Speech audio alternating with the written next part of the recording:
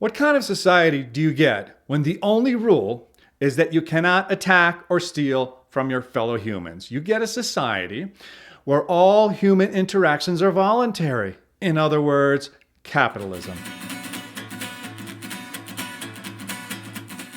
There's absolutely nothing inherent to capitalism that requires the kind of corporate structures we have today. Capitalism does not need the regulatory state, which provides current corporations with all their influence over government.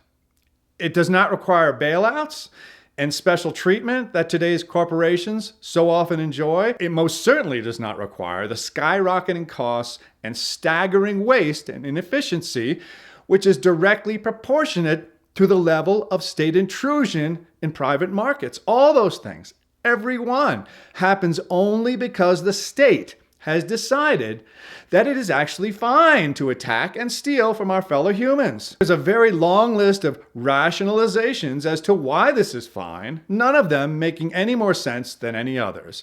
It all comes down to one simple thing: control. Some of us simply cannot tolerate the idea that people should be free to run their own lives. Capitalism, for all practical purposes, has very little to do with capital, which is really an economic term having to do with the various resources available to a company. It has much more to do with the freedom to exchange your labor or your ideas or your property for something that you think is valuable. You'll hear socialists say that all socialism requires is that companies be owned by the workers, to which the obvious question is, how? To which you will hear something like, well, through worker cooperatives. To which the obvious question is, how? To which the answer is, workers must own the company. To which the question is, how?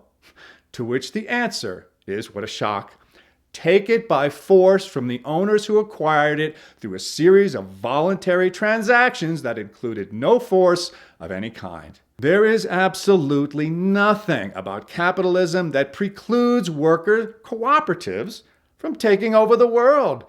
The thing that precludes worker cooperatives from taking over the world is the fact that workers are not capable of running a company. That's why we call them workers. Say what you want about the politics of today's captains of industry. Elsewhere on this channel, I have a lot to say about it, not very much of it good. But let's face it, folks, they didn't get where they are just because they're lucky, and they didn't get where they are just because they are morally challenged, and they didn't get where they are just because the government put them there. They got where they are by being better than the rest of us at managing their companies. That's a hard truth, but it is the truth nevertheless. If you're a Walmart stockholder, you don't want the greeter running the company.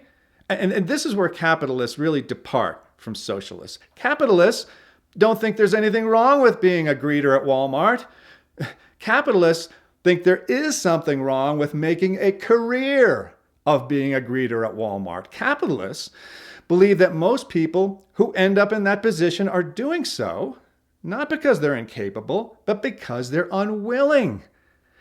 And that if we use violence to enable this unwillingness, we are harming all the parties involved. And the facts back them up. Capitalism is without a doubt the greatest engine of progress the world has ever seen because it works with the inherent gifts of humanity instead of against them. And yes, I mean gifts.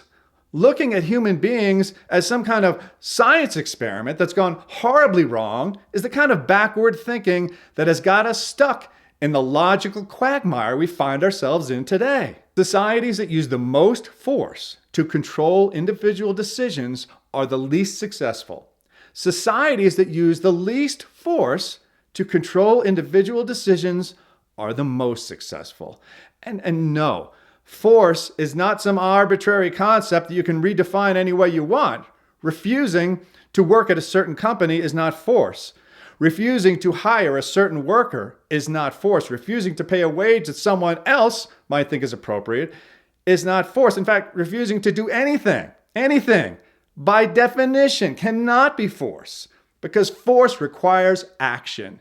You cannot use force through inaction. You don't have to look very far down the food chain to see how incredibly lucky we are. Fellow creatures who share 98% of our DNA still use day-to-day physical violence as the primary method of organizing their societies. Even libertarians, well, most of them, acknowledge that we have evolved beyond the need for day-to-day physical confrontations to organize our society. Statists are desperately doing everything they can to keep us anchored to our primitive roots by carefully weaving violence into the fabric of our society without making their true intentions too obvious. They're failing, not through any lack of commitment or effort, to be sure. They're failing because socialism is an unnatural state for mankind. Capitalism is the natural state for mankind. And in the contest of socialists versus Mother Nature, the outcome could not be more obvious. Thank you for watching. If you would like to help continue the truth carpet bombing unabated, please like, subscribe, hit the notification bell. See you next time.